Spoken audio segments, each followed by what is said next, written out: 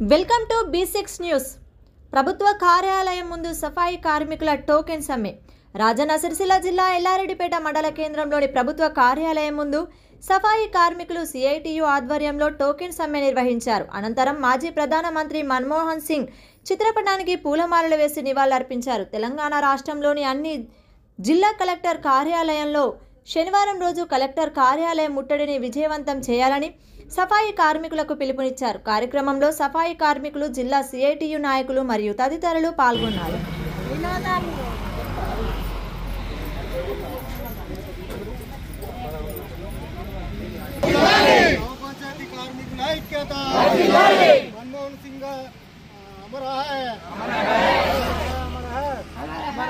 మాజీ ప్రధాని మన్మోహన్ సింగ్ గారు, మాజీ ప్రధాని మన్మోహన్ సింగ్ గారు, మాజీ ప్రధాని మన్మోహన్ సింగ్ గారు. ఈరోజు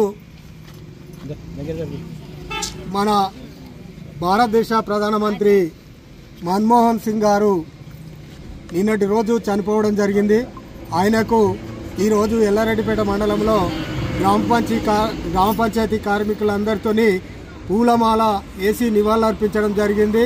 అదేవిధంగా ఏదైతే గ్రామ పంచాయతీ కార్మికుల సమస్యలు పరిష్కరించాలని రాష్ట్ర వ్యాప్తంగా కూడా CITU ఆధ్వర్యంలో 2 రోజుల టోకెన్ సమ్మెకి పిలుపునిచ్చేటప్పటికీ మరి దురదృష్టవశాత్తు మరి మన్మోహన్ సింగ్ గారు చనిపోవడం వల్ల ఆ టోకెన్ సమ్మెను వాయిదా వేసి ఈ రేపు రాష్ట్ర వ్యాప్తంగా కూడా మరి అన్ని కలెక్టరేట్ల ముందు గ్రామ పంచాయతీ కార్మికుల సమస్యలు పరిష్కరించాలని చెప్పేసి మరి కలెక్టరేట్కి పిలుపునిచ్చిన సందర్భంగా గ్రామ పంచాయతీ కార్మికులందరూ కూడా తలిరి రావాలని చెప్పి